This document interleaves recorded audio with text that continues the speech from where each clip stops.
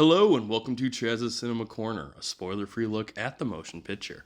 I'm talking talkies, I'm talking Tinseltown, and today I am talking about the Super Mario Brothers movie. Now, before we get to the deets, let's talk about the three things you want to hear from each and every movie review. Number one, no, you don't have to be familiar with any sort of previous Mario media in order to make sense of this. Number two, no, the dog doesn't die. Comes close, but it doesn't. And three, yes, there is a mid-credit scene and there is a post-credit scene, both of which are worth watching. Now, the Super Mario Brothers movie, it's one of those things that feels like it's a long time coming, and for those of us recall, 30 years ago there was a live-action one that had very little to do with the actual Mario Brothers video game, but it gave us a Roxette song on the soundtrack that was pretty good, and an appearance by Mojo Nixon, so not all was lost. However, now, 30 years later, we have the Super Mario Brothers movie, directed by Aaron Horvath and Michael Jelinek, who was a team behind 2018's highly underrated and very enjoyable Teen Titans Go to the Movies film. Highly recommend checking that one out, but I Degrassi.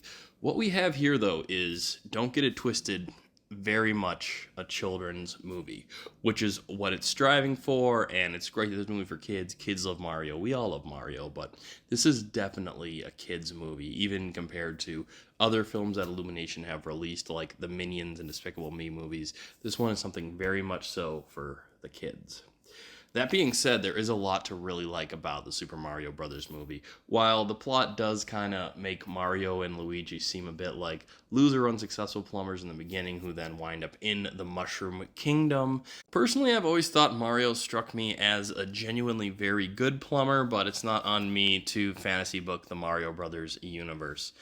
What I really liked about this movie is, as you may have heard, it is a love letter to the Mario franchise, but more than that, the greater Nintendo franchise itself. And aside from a bunch of Easter eggs you find hidden all over the background, you could go to the theater, ignore the movie, and just enjoying how many, obscure Nintendo deep cuts get shouted out.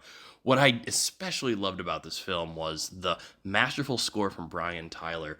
The amount of emotive variance and range he pulled out of references to so many classic 8-bit and 16-bit scores from the whole history of Mario and the greater Nintendo universe. Brian Tyler did a fantastic job. I also love the look of this film. It is so absolutely lush and majestic.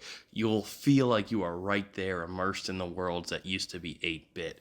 It just looks wonderful.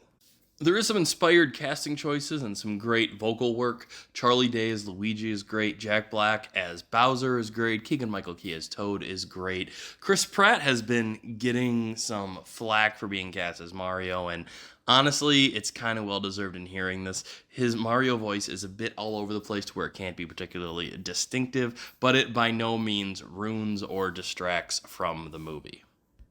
That being said, it is a lightning fast-paced 92 minutes. You get in, you get your nostalgia buttons pressed, your children get delighted, and you get out of there. What more could you want?